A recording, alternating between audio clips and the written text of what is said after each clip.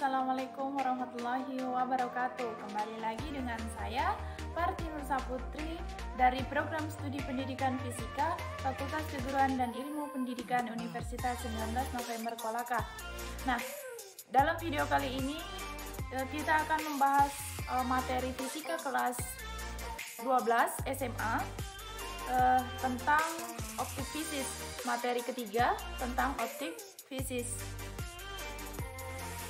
Nah, kemampuan dasar yang akan dimiliki setelah mempelajari bab ini yaitu dapat mendeskripsikan gejala-gejala dan ciri-ciri gelombang cahaya, kemudian dapat menerapkan konsep dan prinsip gelombang cahaya dalam teknologi. Nah, yang akan kita bahas yaitu ada tiga. Yang pertama, ciri-ciri gelombang cahaya, yang kedua, difraksi cahaya, dan yang ketiga adalah interferensi cahaya. Yang pertama yaitu ciri-ciri gelombang cahaya. Nah, Maxwell ini berhasil menentukan cepat rambat gelombang elektromagnetik dengan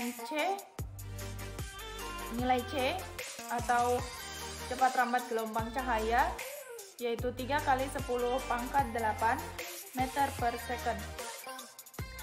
Kemudian polarisasi cahaya.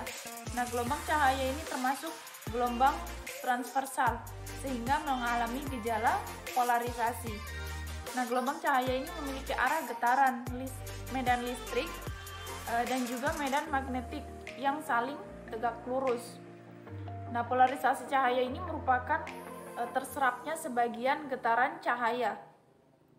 Selanjutnya efek Doppler. Efek Doppler pada gelombang elektromagnetik. Nah, pergeseran Doppler ini dari gelombang cahaya yang dihasilkan oleh gerak bintang atau galaksi dapat ditentukan arah dan besar kecepatan gerak bintang maupun galaksi terhadap bumi dengan rumus Fp sama dengan Fs 1 plus minus V per C. Kemudian difraksi cahaya, difraksi celah tunggal.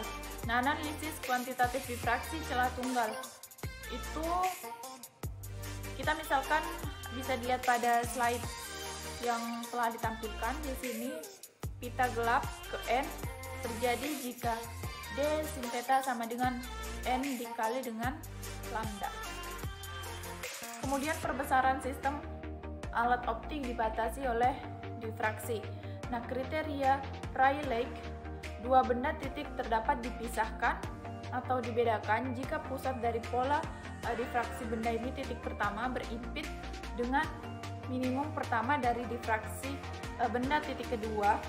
Jarak pisah terpendek dari dua benda titik di mana bayangan yang dihasilkan masih dapat ditampilkan sebagai dua titik terpisah. Itu disebut dengan batas revolusi atau daya urai.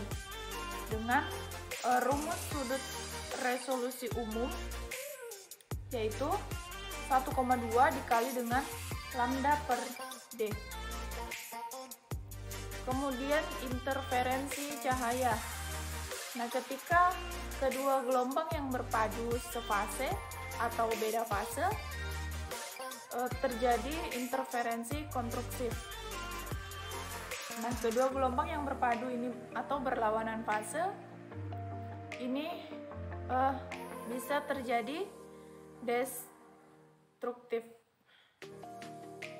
Jadi untuk yang konstruktif itu beda fasenya sama dengan 0,2 V, 4 V dan seterusnya. Sementara yang interferensi destruktif itu beda fasenya V, 3 V, 5 V dan seterusnya.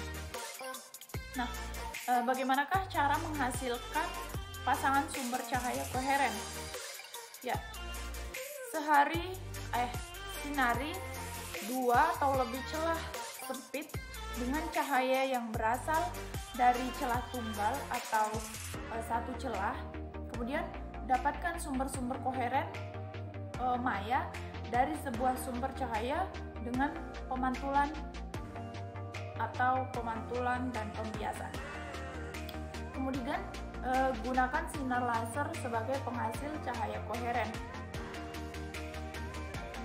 Selanjutnya, interferensi celah ganda. Nah, di sini pita-pita terang dan gelap bergantian dengan jarak pisah yang seragam. Itu dikenal dengan interferensi Young, seperti yang terlihat pada slide-nya. Kemudian analisis kuantitatif interferensi celah ganda. Interferensi maksimum atau pita terang ini bisa dihitung dengan delta S sama dengan D sin theta sama dengan N dikali dengan lambda, di mana nilai N itu adalah nilai bilangan real atau banyaknya gelombang.